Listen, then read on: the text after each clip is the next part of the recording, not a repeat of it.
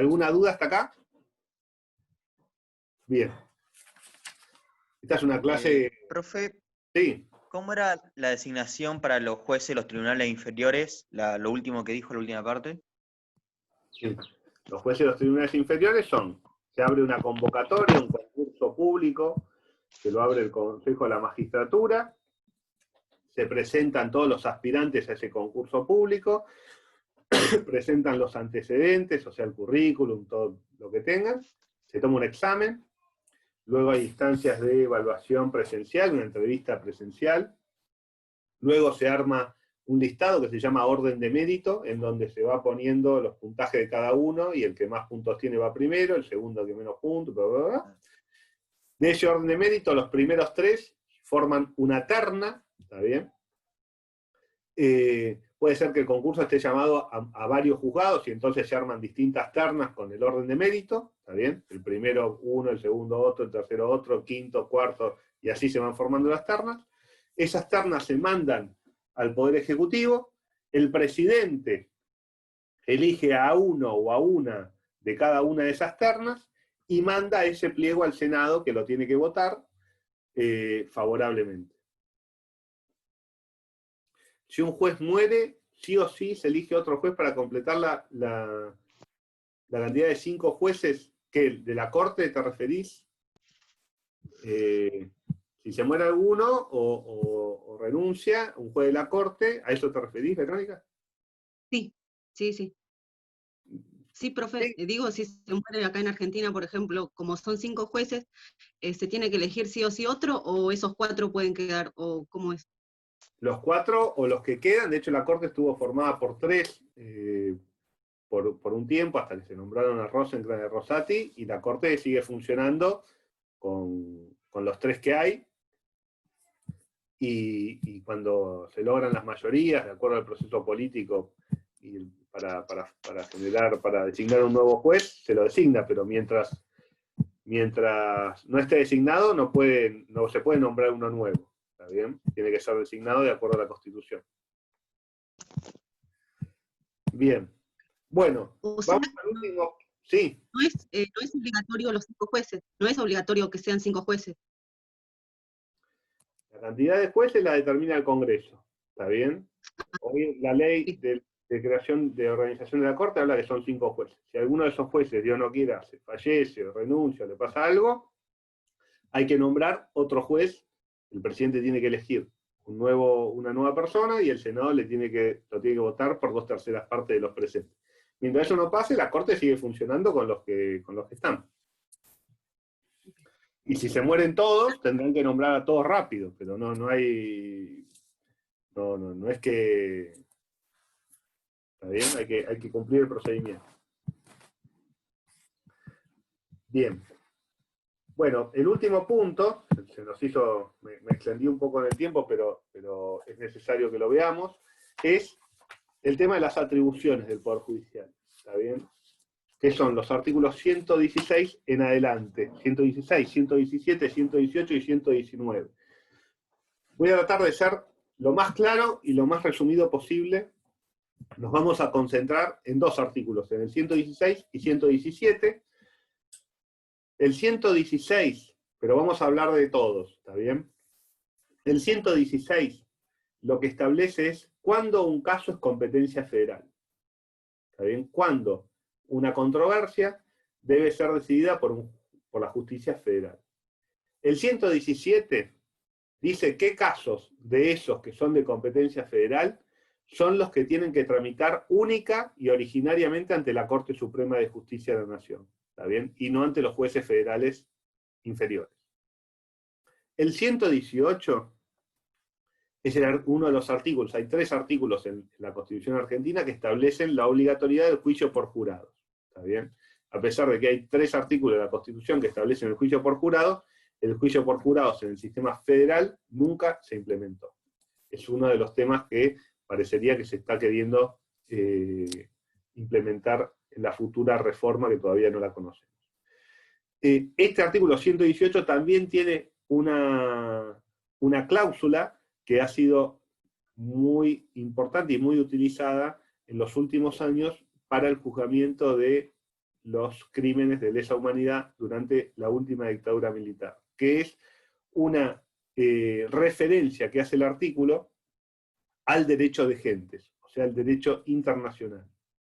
Esta alocución al derecho internacional, al derecho de gentes, ha motivado una discusión respecto de si ese derecho rige en la Argentina o no. La Corte ha entendido que sí, en los casos Arancibia Clavel, Simón, algunos creo que los hemos dado, está bien, cuando hemos visto tratados internacionales, y simplemente les quería mencionar esto, que la Constitución abre la puerta en el 118 a la aplicación del derecho de gentes. Concretamente dice que cuando, ¿qué dice? La actuación en estos juicios, o sea, en los juicios criminales donde tiene que haber jurado, será en la misma provincia, dice, donde se hubiese cometido el delito. Pero cuando este se cometa fuera de los límites de la nación, contra el derecho de gentes, el Congreso determinará por una ley especial el lugar donde hayan de seguirse estos juicios. ¿Está bien? Lo que establece la Constitución es el concepto de competencia o de jurisdicción universal. ¿Está bien? La Argentina puede juzgar crímenes contra los derechos de gentes cometidos en el exterior, con lo cual la Corte lo que ha entendido es que si puede hacer eso, también puede juzgar y aplicar el derecho de gentes para los crímenes que se cometen en la Argentina. ¿Está bien? Y a través de esa fue una de las construcciones que era posible hacer, fue la que eligió la Corte para establecer la constitucionalidad de los juicios contra los genocidas, a pesar de que o estaban prescriptos o habían sido amnistiados. Y el 118, el comienzo, es que todos los juicios criminales ordinarios se terminarán por jurados. ¿Está bien? O sea, el establecimiento del juicio por jurado. No, lamentablemente no vamos a tener una clase ahora de juicio por jurado, nos queda pendiente, seguramente el próximo cuatrimestre haremos una clase por jurados, pero aprovechando todo lo que ya vimos en los videos, pobre los que vengan el año que viene, cuatrimestre que viene, y podremos avanzar un poco más. Y el artículo 119, que también fue referido en los últimos años, porque ha habido algunas acusaciones, la verdad bastante extrañas, por decir así, jurídicamente, respecto de la expresidenta u otras personalidades acusadas de traición a la patria. El artículo 119 establece que la traición contra la nación consistirá únicamente en tomar las armas contra ella, o en unirse a sus enemigos prestándole ayuda o socorro. O sea, con lo que está estableciendo la Constitución es que la traición a la patria, que era una locución y una acusación muy utilizada en los tiempos de la guerra civil para destruir a los enemigos políticos, no se puede utilizar para eso, y que solo es traición a la patria tomar las armas contra la nación o unirse a los enemigos también en un conflicto y darles ayuda o socorro. Cortó. ¿Dónde se cortó?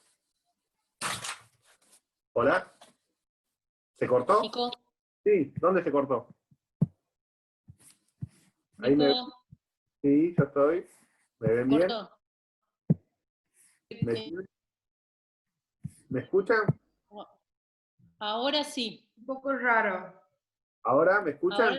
ahora sí, pero sí. Bien. Pero todo lo último que dijiste no. Ok. Bueno, Toda la vuelvo. explicación del 119, sí. Perfecto, vamos de vuelta. ¿Ahí me ven bien? ¿Me escuchan bien? Yo también los estoy recuperando, ahí los había perdido. Bueno, ¿qué dice el 119? Les decía, el 119 también es un artículo que se hizo un poco actual en los últimos años, porque hubo acusaciones de traición a la patria contra la expresidenta y algunos funcionarios, en particular por el convenio, el pacto con Irán, ¿está bien? Pues para juntar pruebas por el tema del acto terrorista contra la AMIA. Pero el artículo 119 es muy claro, por qué esa acusación contra la expresidenta no tenía ningún asidero en términos legales, más allá de la opinión que cada uno tenga sobre la expresidenta y sobre el pacto, y ningún problema. Digo, el artículo 119 es claro y busca destruir una práctica que estaba muy instalada en la Argentina en la época de nuestra constitución como república independiente, que era acusar de traición a la patria a todo opositor y ejecutarlo o llevarlo a prisión, y además destruir a su familia, sea, había penas infamantes para los traidores, destierros, etc. Entonces la Constitución lo que busca es poner un freno a ese abuso de esa situación, y entonces dice concretamente que la traición a la patria, en realidad traición contra la nación, es la terminología que usa la Constitución, solo consiste en tomar las armas contra la nación. ¿Está bien? O sea, alzarse en armas contra la nación, o prestar auxilio o socorro a los enemigos de la nación en un conflicto armado. En esa situación es la única posible de configurar un acto de traición a la patria. ¿Está bien? Por ejemplo, no sé, en el conflicto de las Malvinas, tomar las armas o prestarle auxilio al reino de la Gran Bretaña durante ese conflicto. Eso hubiera sido un caso de traición a la patria. Más allá de lo que opinen después sobre la guerra de Malvinas, etc. Y dice, el Congreso fijará por una ley especial la pena para este delito, está bien que no puede ser pena de muerte, etcétera, etcétera, y establece expresamente, teniendo en cuenta la experiencia, que no pasará de la persona del delincuente, o sea, no se le va a aplicar a familiares, amigos o a cualquier otro distinto, ni la infamia del reo se transmitirá a los parientes de cualquier grado. ¿Está bien?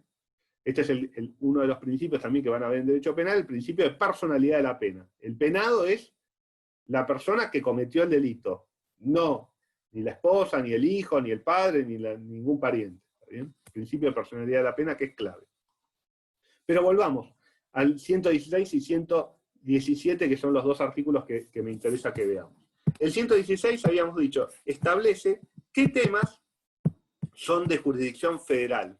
¿Está bien? O sea, qué temas tienen que tramitar ante la justicia federal. En un Estado federal conviven dos sistemas. El sistema federal y los sistemas de justicia provinciales. ¿Está bien? En los Estados Unidos, por ejemplo, que es donde se creó este sistema, está el Poder Judicial Federal y los poderes judiciales de los distintos estados. En la Ciudad de Buenos Aires tenemos una situación todavía más rara, que es la existencia de un fuero que se llama nacional, pero lo voy a hacer muy sencillo, más allá del nombre nacional, lo cierto es que hay dos únicas categorías de tribunales, los federales y los locales. Lo nacional es local, lo único que es federal son los federales, ¿está bien? Otro día, si quieren, hablamos de los juzgados nacionales. Pero tengan en cuenta de que ¿en qué se caracteriza un juzgado federal o un juzgado local? Es en qué derecho aplica. Un juzgado federal aplica derecho federal. Un juzgado nacional, provincial o como le quieran llamar, aplica derecho común. ¿Cuál es el derecho federal y cuál es el derecho común? El derecho federal es la Constitución Nacional, las leyes que emite el Congreso, ¿está bien?, sobre temas federales, y los tratados internacionales.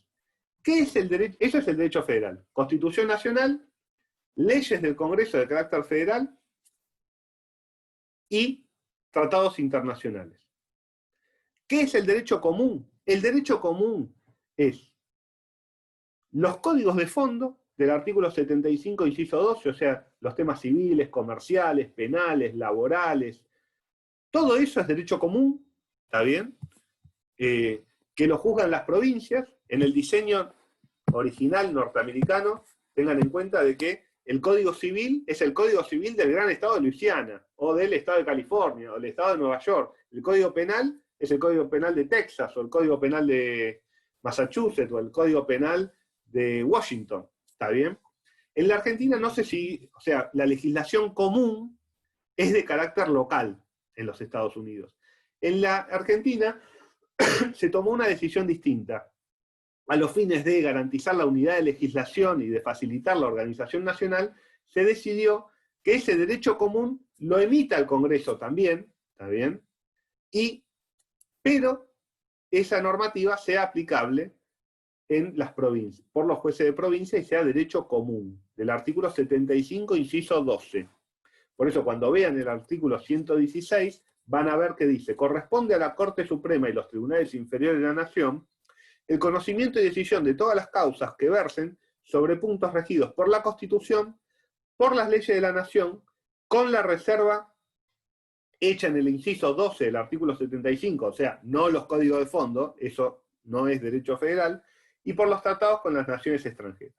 Eso es derecho federal. Ahora vamos a ver otros temas que son de derecho federal. Pero básicamente eso es derecho federal. Derecho local son todo lo que sea juzgamiento en donde se aplique los códigos de fondo, el código civil, el código penal, ¿está bien? Hay algunas leyes, es complejo esto porque justamente en el sistema norteamericano, el Congreso Federal, el Congreso que todos conocen de las películas, el blanquito con la cúpula, solo emite leyes federales. Todas las leyes que emite el Congreso de los Estados Unidos son leyes federales. No existen las leyes comunes. Porque las leyes comunes las emiten las legislaturas estaduales en los Estados Unidos. El Código Civil lo emite la legislatura de Luisiana. Es como si acá el Código Civil lo emitiría la legislatura de Córdoba. ¿Está bien? En la Argentina nosotros elegimos modificar ese diseño, y entonces esos códigos estaduales también los determina el Congreso de la Nación. Entonces, el Congreso tiene leyes que son federales y leyes que son de derecho común. Es una particularidad y una complejidad de nuestro sistema que no existe en el sistema norteamericano, ¿está bien? Y esto las va a confundir, pero por eso, lean bien el artículo 75, inciso 12, y van a ver lo que es derecho común.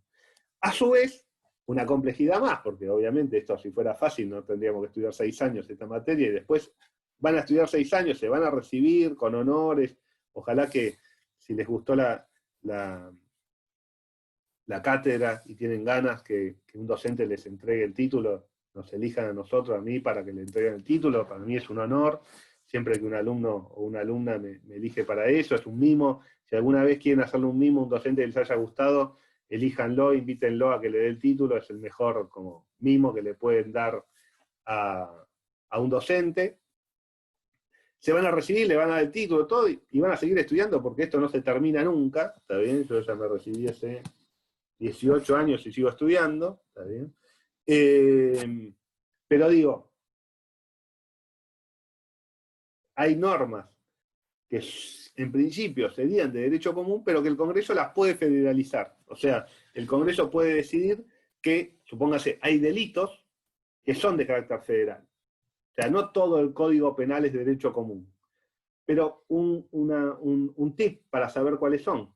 ¿Cuáles son los delitos del Código Penal que son derecho federal? Los que agreden o causan un perjuicio al Estado federal. ¿Está bien? Por eso los tribunales federales, como Oropí, todo lo que aparece en televisión, trata sobre casos de corrupción. ¿Por qué? Porque el perjudicado es el Estado. Entonces, eso es derecho federal. Todo lo que interese a la nación es derecho federal. ¿Está bien? Temas de guerra es un tema federal. Narcotráfico es un tema que se federalizó. ¿Está bien? El Estado federal lo toma como un ataque a la nación, ¿está bien? Y por lo tanto federaliza el tema. Pero también van a ver, cuando sean abogados, que temas de drogas también son locales. ¿Está bien? Todo el tema de narcomenudeo o comercio de estupefacientes menores está pasando a las esferas provinciales. ¿Está bien? Con lo cual, van a ver que hay temas que el Congreso emite leyes federales y leyes comunes. Un tip es, si la ley, aunque no lo diga, resguarda o refiere intereses de la nación, esa ley es federal. ¿Está bien? Y si es una ley que es para regular la vida en la sociedad, en principio es derecho común. También el derecho común está dado por la normativa que dictan las propias provincias.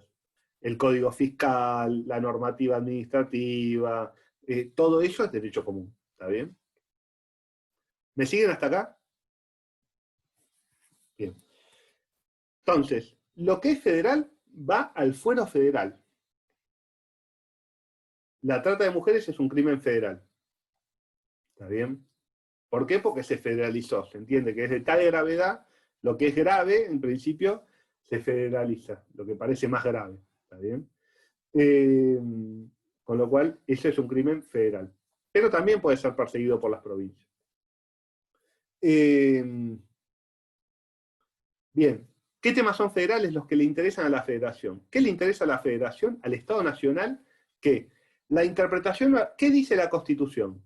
¿Qué dice una ley federal? ¿Qué dice un tratado internacional? O sea, ¿cómo se aplican? Eso lo hace un juez de la federación. La federación, el Estado nacional, no puede ser llevado ante un juez que no sea del Estado federal. No puede ser llevado ante un tribunal de la provincia. ¿Está bien? Y en principio, hasta una reforma que hubo en la época de Cavallo, tampoco se podía llevarlo ante un tribunal internacional. ¿Está bien? Estos juicios que nos hacen en sede de Nueva York o Londres, etcétera, etcétera, por temas de deuda, ¿está bien?, están fundados en una reforma del artículo 1 del Código Procesal Civil y Comercial de la Nación, en donde acepta la prórroga de jurisdicción territorial del Estado, ¿está bien?, para temas económicos. Entonces, el Estado federal litiga ante sí mismo, no puede ser llevado ante un tribunal de otra característica. Entonces, ¿qué otros temas le interesan a la federación? Le interesa todo lo que tenga relación con relaciones internacionales. Entonces, cualquier problema que haya con un embajador, con un cónsul extranjero, va a tramitar ante la justicia federal. ¿Por qué? Porque está en juego las relaciones exteriores de la federación, de la nación. Entonces, no se lo voy a dejar a un juez provincial. Porque el perjudicado, si se falla mal, es el Estado nacional. ¿Qué otros temas son federales? Son federales también los temas que versen sobre temas marítimos o aeronáuticos, ¿está bien? O almirantazgo, temas de guerra, ¿está bien? Todo eso es derecho federal. El derecho federal tiene dos ingresos, ¿está bien? O dos razones. En razón de la materia o en razón de las personas. Hay veces que al Estado Nacional le interesa un tema por el tema en sí, y otras veces le interesa decidir sobre eso por las personas que están involucradas. En razón de la materia ya vimos, cuando se aplica o se interpreta la Constitución, cuando se aplica una ley federal o un tratado internacional. ¿Está bien? Cuando, en carácter de persona, si está afectado un ministro, un cónsul extranjero, un embajador, esa persona se dice que es aforada, ¿está bien? Cuando es derecho marítimo o almirantazgo, es en razón de materia. Esos temas interesan a la federación. Cuando es el Estado Nacional, el que está en juicio, es por razón de persona. El Estado Nacional es el aforado por excelencia en el fuero federal. Y después hay otros casos en donde también hay competencia federal. Por ejemplo, cuando dos provincias litigan entre sí. Ese es el clásico caso de competencia federal en razón de persona. Y en general, cuando es en razón de persona, uno de los fundamentos para otorgar o una de las razones que se da para darle carácter federal a la contienda es garantizar la imparcialidad. Si litiga, por ejemplo, la semana pasada, la Corte sacó una resolución en un caso entre Mendoza y La Pampa por la utilización del río Atuel. No sé si alguien conoce el conflicto. Si tengo un conflicto entre Mendoza y La Pampa, ¿me escuchan? Si tengo un conflicto entre Mendoza y La Pampa, ¿en dónde lo litigo? La Pampa no va a querer litigarlo ante los jueces de Mendoza. Mendoza no va a querer litigarlo ante los jueces de La Pampa. Entonces, por eso la Constitución, y además para garantizar la paz entre las provincias, lo que establece es que cuando hay un conflicto entre dos provincias, interviene un juez federal. ¿Está bien? Interviene la federación. También cuando hay un conflicto entre una provincia y un Estado extranjero, o un ciudadano extranjero. O también cuando hay un conflicto entre una provincia y los ciudadanos de otra provincia. ¿Está bien? Todos estos casos, después tienen, este tema es para un curso, ¿está bien? Porque tiene 10.000 excepciones, ¿está bien? Es un tema hiper complejo, que los abogados que lo manejamos somos pocos, y en general suele ser bastante rentable manejar esto bien. Pero lo que me interesa es darle un pantallazo. Después todo esto se complejiza en extremo. Les doy un dato de color. Por ejemplo, la Constitución, ustedes se acuerdan de Marbury versus Madison, que decía que, o de Soho, que decía que si la competencia federal establecida por la Constitución no puede ser materia de ampliación por parte del Congreso, ¿no es cierto? ¿Se acuerdan de eso? Bueno, la Constitución dice que corresponde a la Corte y a los tribunales inferiores, el artículo 116, el conocimiento y decisión de todas las causas concernientes a embajadores, ministros públicos y cónsules extranjeros. Y el artículo 117, que le otorga competencia originaria, porque esto es los jueces federales. El 116 es la justicia federal. Y después, el artículo 117 dice, dentro de la justicia federal, la Corte en particular. ¿Está bien? Dice, en estos casos la Corte ejercerá su jurisdicción por apelación, en todo lo del 116. Pero, en todos los asuntos concernientes a embajadores, ministros y cónsules extranjeros, y en los que alguna provincia fuese parte, la ejercerá originaria y exclusivamente.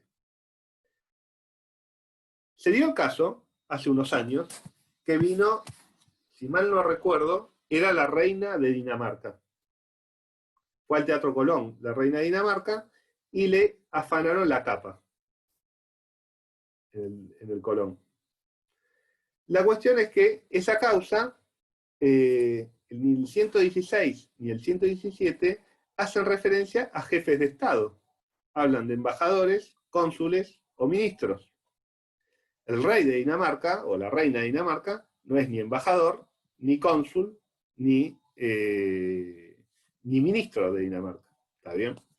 Con lo cual, cuando la llamó a declarar la Fiscalía Nacional de Instrucción para que dé su declaración respecto de qué había pasado, obviamente la reina de Dinamarca no tenía ninguna intención de ir a una Fiscalía Nacional común a molestarse. Con lo cual la Corte,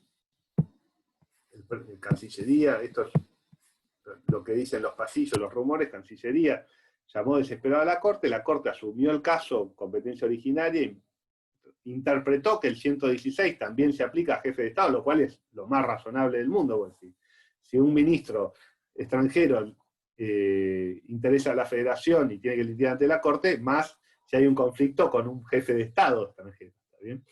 Pero digo, estos son los temas que interesan a la Federación. La verdad que si le roban una capa el robo de una capa a una persona del Teatro Colón no es de interés federal. Ahora, el hecho de que esté involucrada un jefe de Estado extranjero, que fue víctima de un delito, cualquiera sea, en el territorio nacional, pone en peligro, también nos interesa a la Federación cómo se resuelva ese tema. Soy claro en esto, en cuanto a cómo pensar cuándo algo es federal y cuándo algo es local. Bien, con lo cual el 116 lo que establece es todos los casos que son competencia federal. La competencia federal, tengan en cuenta, es restrictiva, o sea, es la excepción, es excepcional la competencia federal. En principio, todos los conflictos son locales. ¿Está bien? Los únicos que son federales son los que están en el 116. Y cuando ustedes litiguen, tampoco se confíen en el 116 y el 117, porque esto fue recontra remil interpretado por la Corte en todos los sentidos posibles, está bien, tanto para abrirlo como para cerrarlo, con lo cual no se confíen para nada en que, no, yo tengo este caso, el 116, dice que es competencia federal o que es competencia originaria, y después van a ir a los repertorios de la Corte y le van a decir que no, está bien, porque se interpretó de que eso no era así. Por ejemplo, el supuesto de cuando una provincia es parte, está bien, que llevaba a que la Corte, por ejemplo, el caso concreto, de hecho, respecto de competencia de carácter aforado de provincia, todos los juicios de responsabilidad administrativa por el cumplimiento de sus funciones de funcionarios públicos provinciales, por el artículo 117, tramitan por una lectura del 117, tramitan originariamente ante la Corte. ¿De qué estamos hablando? Un funcionario policial de la provincia de Buenos Aires, con su arma reglamentaria, mata a una persona. ¿Está bien? Eso es responsabilidad, eso que lamentablemente no es nada extraño, ¿está bien? Genera responsabilidad de parte de la provincia, y la provincia es parte. Bueno, eso litigaba ante la Corte hasta que la Corte hace unos años, ahora se me hizo una laguna con el nombre del fallo, determinó de que lo que ingresa, cuando una provincia es parte, pero es un caso donde se aplica el derecho público local de alguna forma o tiene su origen, la responsabilidad, en una relación de tipo administrativo, eso debe ser litigado ante los jueces de provincia primero. ¿Está bien? Y entonces sacó todos los expedientes de ese tipo de la competencia originaria, que era mucho de los expedientes que tenía. Esto la Corte lo va interpretando de a poco. Entonces, y para ir cerrando con esto, el 116 son los casos en que te tramitan ante la justicia federal. El 117 son, de esos casos, los que conciernen a embajadores, ministros y cónsules, y en el que alguna provincia fuese parte, son de competencia originaria de la Corte. ¿Qué quiere decir competencia originaria de la Corte? Que el juicio se inicia y se termina ante la Corte. O sea, no interviene primera instancia, segunda instancia, solo tramita ante la Corte. Son los casos que la Constitución entiende más delicados.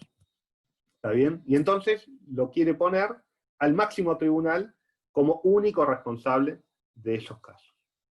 Ahora, esto es el juego dentro del fuero federal. Y a su vez marca que lo que es competencia originaria ya está en la Corte y lo decide la Corte. Ahora, ¿cómo se accede a la Corte? Y con esto terminamos.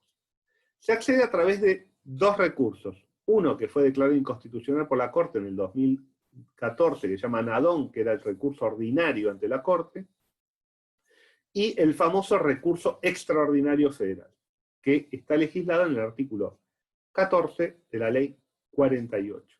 Y también en el artículo 6 de la Ley 4055. El artículo 6 de la 4055 es el artículo, uno de los artículos más olvidados en general en este tema. ¿Por qué? Tenemos los casos que son competencia federal. Todos estos casos pueden llegar a la Corte antes por un recurso ordinario que se podía plantear contra las decisiones de las cámaras federales cuando la sentencia o el tema involucraba un valor superior a 10 millones de pesos en su momento, eso se iba actualizando. Hoy ese recurso fue declarado inconstitucional por la Corte en un fallo que se llama Nadón del 2014, si mal no recuerdo, con lo cual la apelación ordinaria hoy no existe más. Solo queda la apelación de carácter extraordinario. ¿Cuándo procede el recurso extraordinario? Procede cuando el caso presenta lo que se denomina una cuestión federal.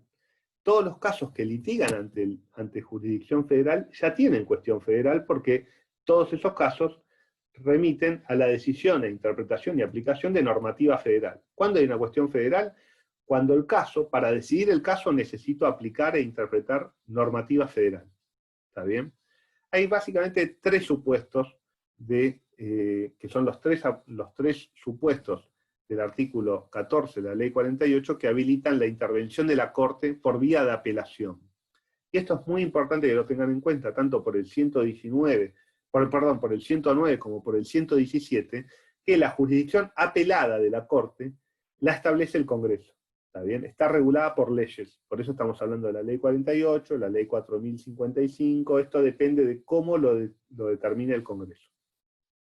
¿Qué dijo el Congreso en la Ley 48, que es una copia de la Judiciary Act de los Estados Unidos? Que está pensada, la Ley 48 está pensada únicamente para apelaciones de decisiones de la justicia provincial. Por eso, nombro el artículo 6 de la 4055, que creó las cámaras federales y estableció que el recurso extraordinario también se aplica contra las sentencias de las cámaras federales. ¿Está bien? Porque en principio el recurso extraordinario de la Ley 48 estaba pensado para juicios que venían de sede provincial. ¿Cuál es el caso? Un caso cualquiera en donde involucre derecho federal y derecho común. Cuando un caso involucra derecho federal y derecho común, ese caso debe ser tramitado y juzgado por un juez de provincia. ¿Está bien? Ahora, puede ser que en esa decisión el juez de provincia haya dicho varias cosas. Uno, haya interpretado normativa federal, que es lo que se llama una cuestión federal simple. No se confunda igual con esto porque no tiene mayor relevancia. Una cuestión federal simple se presenta cuando el caso versa sobre la interpretación y aplicación en forma directa de normativa federal.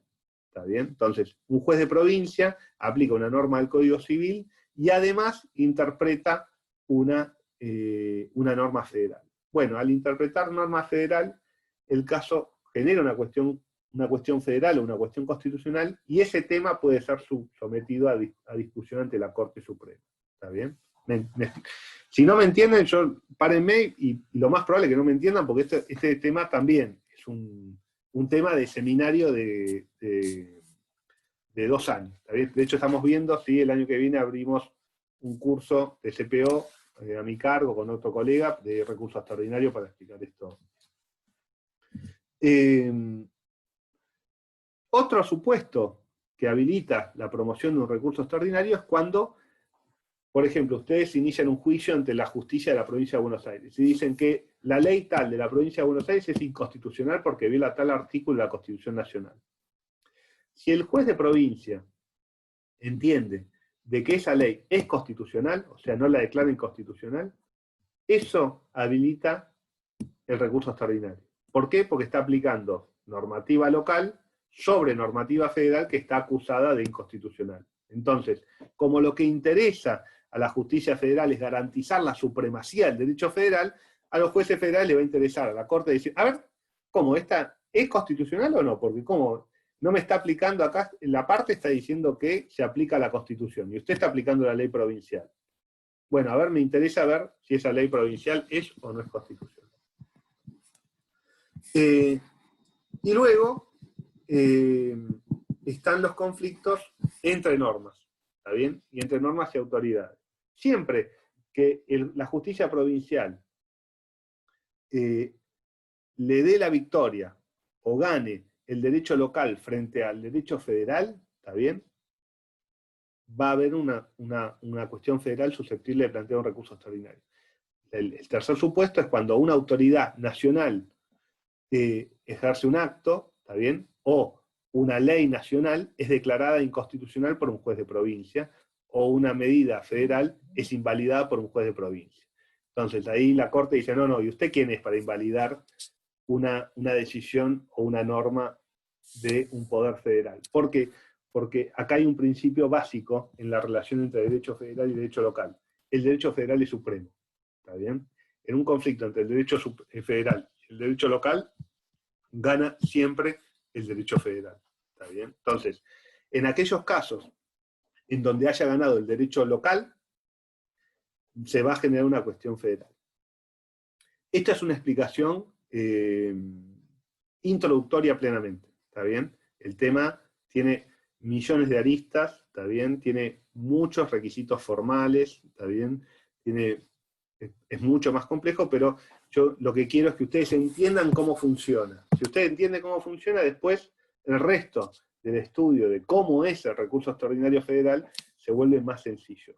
Tienen que tener en cuenta siempre de que la base del recurso extraordinario federal y de la intervención de la justicia federal, ya sea por apelación, cuando viene de un juicio que viene de un juez local o de un fuero local, o cuando se decide si es federal o si es local una controversia, es sobre cómo garantizar el derecho, la supremacía del derecho federal. ¿Está bien? Si un conflicto se regula, o se puede dirimir, o se puede resolver aplicando simplemente el Código Civil, eso no es federal. Eso debe ser normado y decidido por un juez de provincia. Si después, en el marco de esa decisión, se violó un derecho constitucional, y la parte lo puede probar, va a tener la posibilidad de ir con un recurso extraordinario ante la Corte, ¿está bien?, a plantear el tema ante la Corte. Que es muy difícil que te lo abran el recurso extraordinario. Muy raro que la Corte abra un recurso extraordinario y se ponga a entender la cuestión. Y si la situación, si el hecho, para resolver el hecho, hay que interpretar legislación o interpretar legislación federal principalmente y en forma directa, el caso va a ser federal. O sea, por ejemplo, no sé, si yo tengo que decidir un conflicto en un ente binacional, Bueno, se va a aplicar el tratado lo voy a resolver de acuerdo al Tratado Internacional de Salto Grande, por ejemplo, de la represa de Salto Grande. Bueno, eso es derecho federal puro, y no hay mucho que hacer en un juez de provincia ahí, porque lo que voy a estar leyendo y aplicando para resolver el caso es una normativa federal. Si yo tengo que leer, esto es algo que se los doy como tip también para el futuro, y con esto cerramos. Si ustedes para resolver un caso o entender un caso necesitan leer la Constitución o una ley federal, el caso, en principio, parecería que es de competencia federal. Ahora, si para resolver el caso ustedes tienen que ir al Código Civil, al Código Penal, a la ley laboral o a una normativa provincial, el caso es local. ¿Está bien? No es suficiente para constitucionalizar o para federalizar un tema de que la Constitución reconozca el derecho, porque todo al final es subsumible de alguna manera en la Constitución. ¿Está bien? Esa subsunción de alguna manera en el derecho de propiedad, en el derecho a la libertad individual, es lo que les va a dar la posibilidad, si ustedes lo plantean bien, de ir ante la Corte con un recurso extraordinario, pero no lo va a transformar en federal el tema. ¿Está bien? El tema va a ser federal, sí. Para resolverlo necesito leer, aplicar derecho federal. Bueno, esta es la idea, porque en el examen van a tener, ahora, esta es la idea mínima respecto de la clase de Poder Judicial. No sé si alguien tiene alguna duda, y nos ponemos, si quieren, a repasar un poco. Profe, con el tema de cómo utilizar el recurso extraordinario, ¿el segundo supuesto cuál era? Si el juez de provincia y algo más. Igual los tienen en el artículo 14 de la ley 48, ¿está bien? Siempre el supuesto es que el derecho federal pierda ante el derecho local, ¿está bien? O que haya que interpretar normas federales. Si el juez está interpretando normas federales, el recurso extraordinario tiene muchas posibilidades de ser exitoso, y también si el juez provincial, ante un conflicto entre una norma provincial y una norma local, le da preeminencia a la norma provincial. ¿Se entiende? Básicamente son esos los supuestos. ¿Alguna otra duda?